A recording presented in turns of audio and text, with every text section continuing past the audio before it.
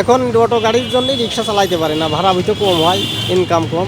এখন আগে ইনকাম করতাম ভালো, এখন চলতে পারি না। 50 টাকার ভাড়া 20 টাকা দিলে জায়গা আমরা বয়ে তখন লাগে। অটো রিক্সা ওই বেশি হওয়ার কারণে রাস্তাটা তার পোলাপান মানুষ পার হতে পারে না, আর মুরু মানুষ পার হতে পারে না। এখন আবহাওয়াটা ভালো লাগে, বৃষ্টিও নেই, ঠান্ডা হয়েছে। গরম সময় তো অত্যাধিক গরম লাগে, মানে বোঝা গেছে যে রিক্সা চালাইলে দম বাইরে উঠতে হয়েছে। এখন তো এটা কমছে। আমরা তো অটো চালায় ক্যাফে তুলতারি, হ্যাঁ হাজার হাজার গাড়ি হয়েছে, মানে এরা এই আমরা দ্বারা আইলে উঠেও নামি ওরে প্যাসেঞ্জার, হ্যাঁ তাড়াতাড়ি যাবো গাড়ি এই সেই। আগেকার মানুষ কি গাড়ি চালাইছে আর চলছে না, কোন অটো অনেক প্যাসেঞ্জারকে উঠতে ওরে বা এসে অনেকেই আছে উড়ে না, অ্যাক্সিডেন্ট হইতেছে সমানে, অনেকেই উড়ে না দেখি আমরা হয়তো কিছু ক্যাব পাই, নাহলে তো অটো রিক্সা অটো তো অত্যাধিক হয়েছে।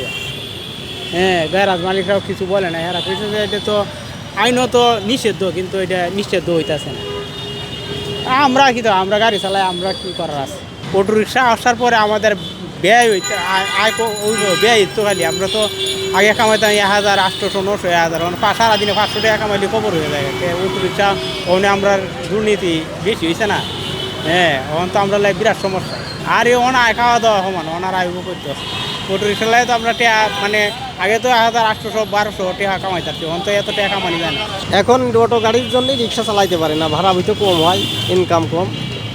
এখন আগে ইনকাম করতাম ভালো, এখন চলতে পারি না। এখন এই গ্যাঞ্জাম ফ্যাঞ্জামের পরে আর আমাদের ইনকাম নাই, মানে সরকার ক্ষমতায় নাই, প্রশাসন কোনো ডিলও করে না, ধরেও না, কিছু বলেও না, বুঝছেন। এখন কী করি খাবো আমরা, এমনি কষ্ট করি, দেখি আল্লাহ কত দূর কী করে, এই আর কি।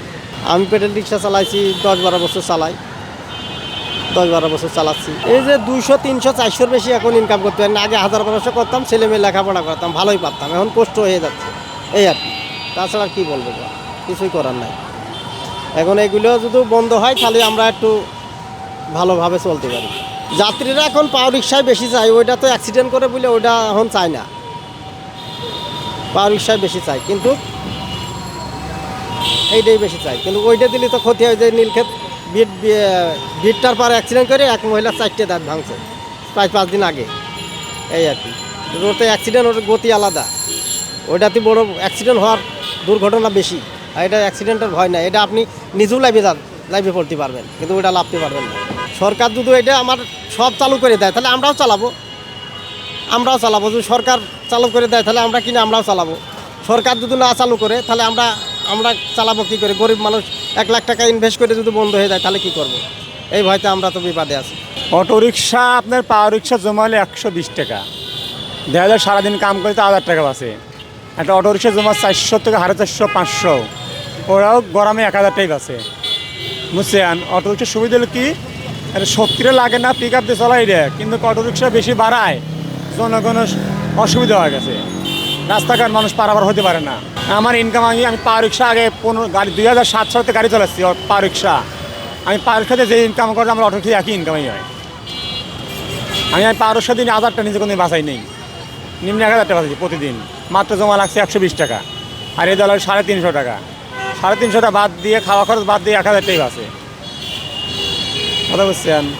লাভের সে হয় কি, অটো রিক্সা ওই বেশি হওয়ার কারণে রাস্তাটা তার পোলাপান মানুষ পার হতে পারে না, একটা মুরু মানুষ পার হতে পারে না, একটা বয়স্ক মানুষ পার হতে পারে না, খুবই কষ্ট। আর দেশের মধ্যে দেশের রং মং দিয়ে কাঁদাদি জাম বাঁধা দেয় না। আমি ব্যাটারি রিক্সা চালালে ঘরে আমি চাই যে ব্যাটারি রিক্সা উঠে যায়। আর যদি আপনারা না উঠন, মেইন রোডটা মেনটেন করে ভাবেন। যদি আপনারা অটো রিক্সা না উঠতে চান তাহলে ভিআইপি রোড কোনোভাবেই যেন অটো রিক্সা উঠতে পারে না, সেটা মেনটেন করে দেবেন। যেভাবে আপনার মহাখালী রাস্তা সব জায়গায় অটো রিক্সা ঢুকে পারে, বাস আলার অসুবিধা হয়, টাকা আলার অসুবিধা হয়, মাইক আলার আরও অসুবিধা।